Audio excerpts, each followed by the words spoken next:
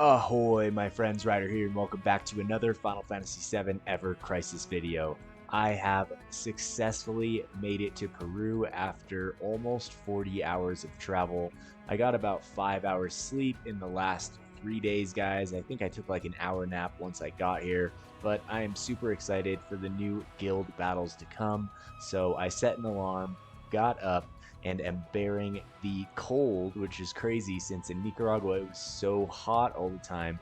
And now it's going to be probably in the 30s tonight, and our place doesn't actually have a heater. So pretty crazy difference. And also like the elevation shift from basically sea level to 11,000 feet is pretty intense. So if I look tired as fuck, that is why.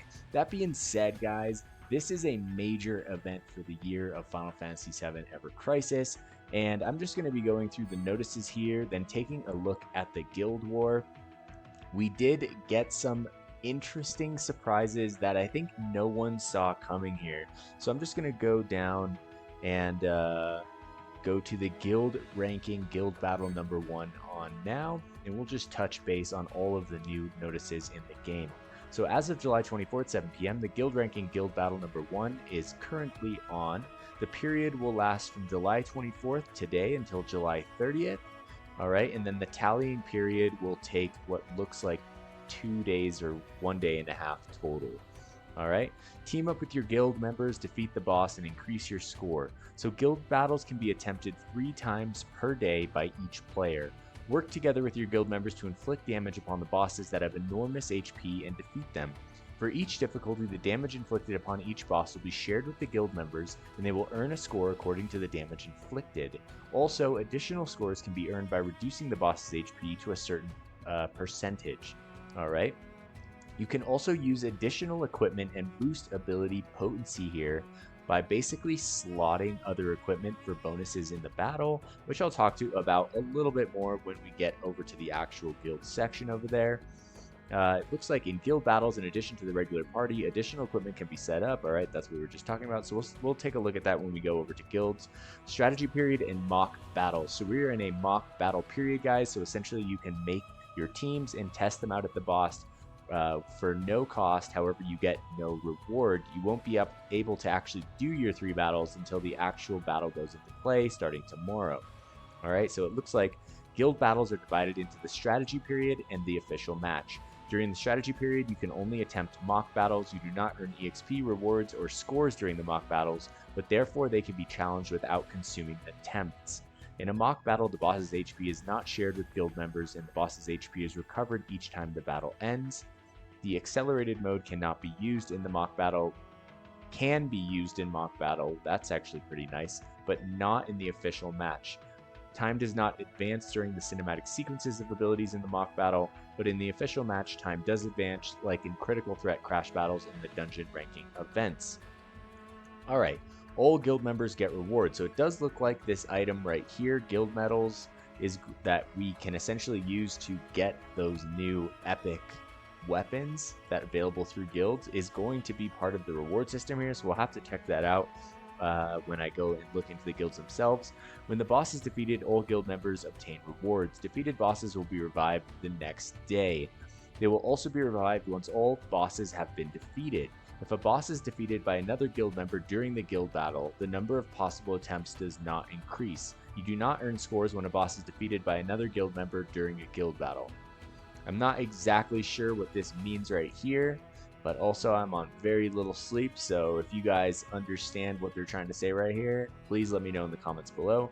Reach high scores with your guild members, aim for the top ranking, and get luxurious rewards. It looks like we'll have mithril ingots, guild medals right here, and I'm not exactly sure what this thing is. All right. Strategy information on the boss himself. The Earth effective is the Earth. This is just a weird way they put it here. Earth element is effective against Unyielding Giant, which is the new boss. Here's some tips for conquest. Because physical attack is boosted and many powerful physical attacks are used during short fuse at the start of battle, it is vital to protect against physical attacks with measures such as boosting your physical defense and decreasing enemies' physical attack. During short fuse, the enemy's defense is lowered, providing an opportunity to inflict damage. Since the effects of short fuse are removed by interrupting the stream phase, interrupting early can be effective, but it is difficult to reduce the damage taken. Earth is extremely effective, so make sure to include it in your party. In addition, by setting additional equipment and increasing ability potency, even more damage can be inflicted. Alright, so it looks like at least they gave us some information on the boss right here, which we can use to strategize and take down the unyielding Iron Giant. Now, other than that, we have Guild Battle Launch 5-star weapon guaranteed on now. I don't exactly know what weapons are going to appear on this. In this draw, only the weapons exclusive to the target characters will appear. So this is Sephiroth and Glenn, probably 2k paid pulls. So for me, these are always an easy skip. But if you guys are amped on this banner, I do wish you guys the best of luck. It does look like we did get a new Guild Battle. We got a new Guild Battle launch pack. I'll do a shop review here in a second. Alright, so this here, guys, Reawakened Limit Break draw on now. To be honest, and I might just be on very little sleep, this gets me pretty heated. I feel like this is them telling us that these weapons won't be wishlistable on the anniversary, that these are banners that return on their own separate banners, and I just feel like, I mean, if you didn't pull for Vincent and you want to finish one of these weapons, it could be a good banner. I'll have to look at this in a different time to see the actual stamp cards in themselves, but I don't know. I just think that this whole limit break system is kind of crashing down for me, which is really a bummer because I thought that they had something really good going with it, and I mean, we'll see. I'm curious what you guys think. Are you guys amped that they brought this back on a separate banner, that there's literally 2 limit break draw banners right now in July when we shouldn't have them at all, right before the anniversary where there's just going to be a ton of more of them? It just seems like, I don't know, such a greed play. All right, other than that, let's go down here. You will be able to get all 4 of the original Limit Break Draw weapons, so they are all great. However, the costumes, oh, it does look like the costumes as well will be here. That's crazy. I actually did not realize that you could get the costumes also. It also, we have a little notice here, in addition to ticket draws in the exchange. Oh, so some new weapons were added. Sephiroth's Tempest and Slay the Day were both added, so this weapon for Glenn, if you guys are Glenn players, definitely a wishlist weapon. And then this one for Sephiroth, even if you don't have the costume, I feel like could be good depending on what other water impalers you have in your team. All right, let's just take a quick jump over to this banner and look at the actual details here. All right, so it does look like the 10th slot on the first page rewards 30 mithril ore.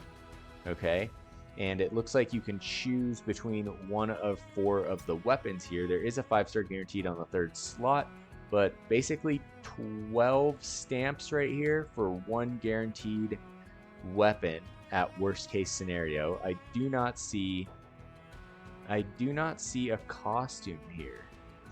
So if we go to the 2nd page here, all right, I'm also not seeing a costume, but it says returning gear, Saber style, Vanguard style, Lethal style, and Guardian style available now. So I'm not exactly sure what they mean by that because I don't really see how they're available here. It doesn't look like you can change these weapons for costumes, right? And then the guaranteed is just a guaranteed. But it does look like you can get limited weapons for several pages, so this is a major whale bait right before the anniversary. I am definitely not going to pull on this. I'm super bummed. I took a couple of these weapons to OB6, really hoping that I could get them to OB10 in the long run by wishlisting them on like anniversary events.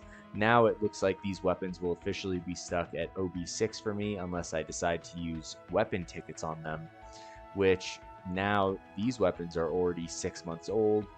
and that would be 800 weapon parts for each one. 7, 8, 9, 10, no, 1,000, right? So I don't even know if that's worth it. On top of that, I do not see the costumes here at all. It says the costumes are available, but it doesn't actually show them anywhere, so I'm not really sure exactly what they mean by that, guys. But if you guys understand where these costumes are available, please let me know. Maybe they definitely didn't go in the gear voucher, I'll tell you that. They would never do that. Yeah, there you go. They're not there. So I have no idea where they are, but I'm just going to leave that alone for now. Let's go over, check out the new shop, the Guild Battle launch shop. All right, so we have a 5-star guaranteed ticket, a 3K paid weapon pack right here. So this one is always good as well for 300 paid. This one, I prefer to go for the 2K ones for 10 if possible, but it is nice to have them every now and then. And then it does look like everything else here is just standard typical. There is another Guild Battle launch pack here for Vincent, so that's going to be great for whales that are looking to basically deck him out and finish him up. But other than that, I think that, yeah, pretty simple. Nothing out of the ordinary here in this shop right here. Now, the last thing I'm going to do, guys, is I'm just going to go into the guilds. I'm going to take a quick look at everything that's going on here. Now, I did come into this already. If you go to Guild Battle here, it says official matches begin in 22 hours. All right. Now, if we go to, where are the rewards here? Event info. This isn't it. All right, hold on. I know I saw a place where it showed event rewards here for a second. Maybe it's under this right here. All right, so ranking number 1 through 10 is gonna get, I don't know exactly. Oh, there's synth catalysts. Okay, so it looks like 30 synth catalysts, 10 mithril ingots, 450 guild medals, which is insane. That's essentially 45 weapons in the shop, which is gnarly good, guys. And it looks like even if you're in the top 100 to 300, you're still going to get 350, which is damn good as well, guys. So this is no longer a game where the ranking events don't really give rewards other than just like bragging rights, things like icons. Like, essentially, this is how you're going to be getting all these weapons. It's pretty cool, but at the same time, I hope it doesn't like really lock out a bunch of players, although it does look like it's pretty lenient on stuff, even going all the way down into ranking 3000, and so that is good. And it looks like you will get this kind of title here if you're in the top 10 or the top 100 for this one right here. All right, other than that, guys, so if we come down here, make sure you do your 3 missions for the day. You can tap the mocked battle 3 times for 300 crystals, so do not forget. And if you go here and you go to stage 1, you'll find the boss right here, Unyielding Iron Giant. He is immune to magic attack down, but not physical defense break, not magic defense break, and not physical attack down. He is immune to poison as well, and there is some info on him right here, and he has 0 resistances. He will have sigils, circle, triangle, and X, which I know that you can use them all at the same time on him, so just keep that in mind. Now, if we select this right here, it's going to take you to a new kind of team screen. And this is where you'll see the team that I've put together for this fight. Now, if you go over here to buff, this is where you can essentially raise your extra battle effects by slotting new weapons. Now, I have not really experimented with this anything other than just auto formation. And it does also use gear, guys. So pretty crazy, because this gives whales already have an insane advantage just in the fact with how much that they have pulled for stuff in this game. But this takes it to another level, because now it's like they get a double bonus for everything, essentially making it impossible for a free-to-play guild to ever take them down in this game. I know that you guys are going to say that mobile games are meant for whales and they always win, but I've been playing War of the Visions for years, and actually the global world championship of that game was won by a free-to-play player. And although I don't really like Gumi that much, the fact that that's possible in a mobile game, you know, I think deserves some semblance of respect, whereas in this game, that it is something like that is just never going to be possible. So It is a cool feature, but I kind of wish that they would have left this out. So yeah, you can see though it is in and there's nothing we can do about it. It does look like physical ability potency caps at 100%, and magic ability potency can just keep going, so you can mess around here with switching stuff in and out. So I suggest giving that a shot. Now, as for my team right here, I'm running Vincent, Barrett, and Sephiroth. It looks like since there are 5 different levels of the boss and they get periodically harder as you go. All right, so let's go back here and check the first boss. All right, so I'm getting some lag here, guys. We just got to this new place in Peru, getting everything set up, and so as you can see here, I'm just in this back room right now, and I haven't really set up where I'll be doing the videos in the future, but I'm doing my best. But there are 5 stages here. They go up in difficulty. So it looks like for me, what I'm thinking is that it'll be good to have like a different glass cannon team for the easier floors, and then a team that can actually survive the harder floors down here at the bottom, right? Since essentially you'll be making different variations of one team. Now, if I go into stage 1 right here and select this, all right, I'm not going to show you guys too much of what's going on. This is the team I am running right here with Vincent, Barrett, and Sephiroth. I'm just going to run one mock battle just to kind of show you guys how it goes. Right here, this is mock, so the 2x speed is available, and it'll show you by the end of the fight like how much damage you've done on the boss, right? So, all right, so here comes short fuse. Okay, I am going to switch over to Vincent, and we are just going to break his sigil phase right here.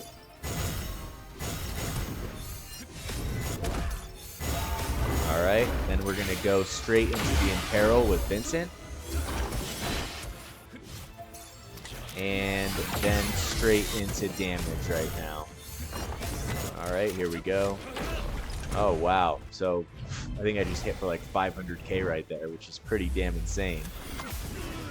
Alright, so huge hit right there from the boss, but it is a gravity spell, so it's going to hit hard no matter what. Now, when this hit comes in, you guys are going to see how little damage this boss does on stage 1, alright? That hit, his first hit did massive damage, and that one hits for 292. So you don't even really need a major healer on this fight. I'm bringing Barrett with the micro laser for the magic attack up, and the cure ult in the 3rd slot, which makes it super easy to survive and do as much damage as possible. But I'll probably even tweak this further and try to make it just a purely glass cannon team. And this would be just for the early fights here. Alright, so I'm going to go into the limit breaks right here. I know I should have casted Barrett's limit break first. Like I said, give me some degree of leniency. I got very little sleep in the last few days, guys. It's been crazy moving across from Central America to South America. Alright, so there goes Shiva. As you can see, the boss has all these little green circles next to its health bar, which basically shows how many health bars it actually has, which is really cool that we have these insane fights, and in mock battle you can fight them over and over and over. It gives us something really fun to fight that doesn't take stamina, and in that regard I really like Guild War. So I'm super curious to try this out. That's going to finish the mock battle for today. So let's see what we got here to show you guys. So stage 1 rewards right here. All right, so it looks like I did around 18.3% damage, or 18.3% damage. That's with basically playing on auto and not with a fully glass cannon build on the stage 1 boss. I haven't fought the stage 5 boss. I'll leave that for tomorrow. But essentially you can come in here and just basically check your overall damage on it. If someone else hits, it's going to go down lower. And then once you kill it, this boss will be gone. And then once you kill all the bosses, they will reset and you can continue to farm rewards on them. Alright, so here's the score bonus. From what I can tell, you get an incrementally higher score bonus depending on the difficulty you fight. But that more or less is going to be the guild battle period. For more in-depth strategies, I'm going to have to wait to just check them out myself, guys. But I am excited to get some of these new medals and spend them on some of these new guild weapons. All right, guys. That being said, I'm going to get some sleep. It has been a long 35 hours. I hope you guys enjoyed this video today. If you did and you appreciate me staying up to make it, don't forget to smash that like button and subscribe to the channel for more Final Fantasy VII Ever Crisis content. I'll catch you guys on the next one. Take care. Peace.